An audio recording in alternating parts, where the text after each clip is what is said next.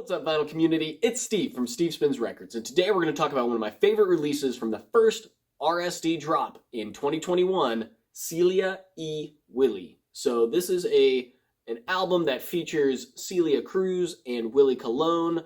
One of my favorite drops from 2020's Record Store Day was the Willie Colon Casa Nuestra, which I did a video about, and I saw that Craft Recordings was putting out another Willie Colon album, and I said, yes, must have. Limited to 2,000 copies, so I was really gunning for this album. Was on my top 5 list of things that I wanted to get on Record Store Day, and was able to get it from Guest Room Records here in Louisville, Kentucky, which is great. So thanks to the folks at Guest Room. They ran a great Record Store Day, and it was just amazing. So essentially what happened was got the Willie Colon release from last year, and saw another one coming out. So I was like, okay, got to check it out. So same story, right? It's an amazing album. It was released in 1981 originally, and was mastered from the original tapes by Kevin Gray, pressed at RTI, 180 gram, all analog, yada yada, all the fun stuff that you get with a Craft Recordings release on Record Store Day. So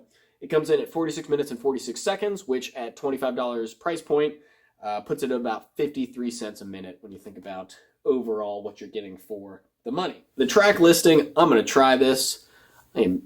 Note that I am not a fluent Spanish speaker. I did take a couple of years of Spanish, but my accent is terrible. So if you're watching this in the future, be easy on me. So side A, you've got Micaso, Cuckoo Rucucu Paloma, Ya lo puedes decir, Latinos en Estados Unidos, and Berimbau.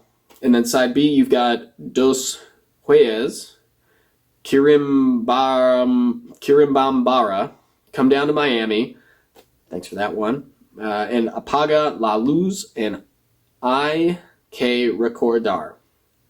Personnel, you've got Professor Jose Torres on piano, Sal Cuevas on bass, Jose Rodriguez on trombone, Leopoldo Pineda on trombone as well, Louis Kahn on trombone, a lot of trombones on this guy, Milton Cardona on tumbadora, Jose Mangual on bongo, Johnny Almendara on timbal, and Willie Colon on bass trumpet. And then you've got the core, I guess, of Milton Cardona, Jose Mangual, and Willie Colon. So, interesting cover illustration by Ricardo Gaskins, and was produced by Jerry Masucci. And again, like I said, 1981, re-released in 2021, and just great, right? So it's great salsa jazz. It's kind of the predecessor to a lot of, or I guess contemporary of a lot of Ruben Blades stuff. There's a pre-order out for a Willie Colon Ruben Blades album that's coming out, which I think is going to be phenomenal as well. So if you're into any type of salsa music, Latin music, jazz music, anything like that, this is an amazing album to have, along with the other Willie Colon album that came out last year. An interesting thing, let's take a look at the hype sticker really quick. So it came in a nice outer sleeve. I don't actually think I've re-sleeved this one yet, but I will. And then you've got your, of course, Craft Recordings Record Store Day hype sticker there. And then if we look at the actual album, we get something that looks like this. 180 grams, so it's nice and heavy. Came out flat, no issues at all. Actually, my other Willie Colon album has a label coming off it, which was strange. Kraft wasn't super helpful in finding a way to solve that, but it is what it is. Album still sounds great. There you see the label itself, which is on Vaya, which is a subset of Fania Records. And yeah, just a really cool looking label. Fun kind of pink and orange that you got there. And then side A and side B. You got 5 tracks on side A, 5 on side B, so 10 total tracks, about 4, ranging from 4 to 5 minutes on all of them. So pretty, as my wife likes to call it, bippity boppity music, right? So it's a lot of energy in the music that you're listening to, a lot of fun, a lot of just you can, if you turn it low in the background, it's nice to have. If you turn it high in the background, it's nice to kind of get your energy going. And it's not a lot of it's not in English, so it's not as distracting. I find that as I work with music in the background, it's a little easier not to have music in English, so I'm not fixated on the lyrics and what they're trying to say. It just helps my mind as I go and as I think about things. So I also looked up, I wanted to do just a quick bio on Celia Cruz and Willie Colon. Celia Cruz was born in Cuba, came to the USA.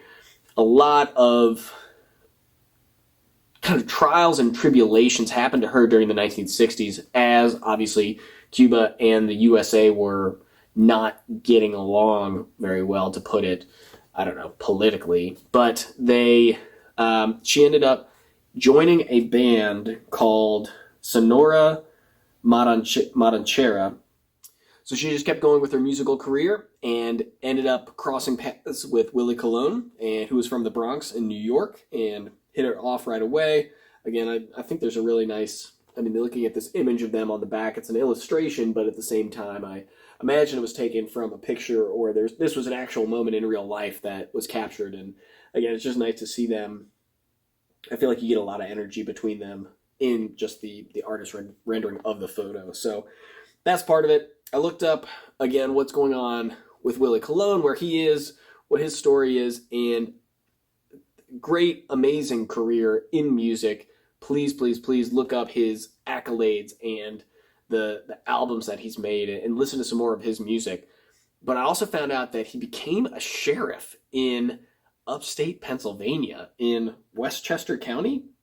Yeah, so just kind of a makes you go, huh, like, that's interesting. Maybe he always wanted to be a sheriff and music was just something he was really good at. So anyway, he's still alive. He's still out there. He's up in New York in Westchester County. So if you're ever up there speeding, no, I'm just kidding. Just go to your normal speed limit when you're in Westchester. But again, amazing album, amazing job from Kraft.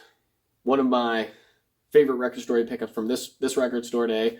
I went pretty hard in the first drop. I'm not going to go as hard in the second drop. And it's, it's just one of those things. Kraft hit another home run with this guy, and highly, highly, highly recommend you at least give it a listen if you can't find the actual vinyl available to you. So if you made it this far into the video, thank you for watching. I appreciate that. We're over 100 subscribers, which is kind of crazy to me. But be sure to like this video. It helps me appear in YouTube algorithms, and be sure to subscribe to the channel so that you get all of our videos as they come out, as we talk about records, and go from there. So again, thank you for watching. I'm Steve from Steve Spins Records, signing off.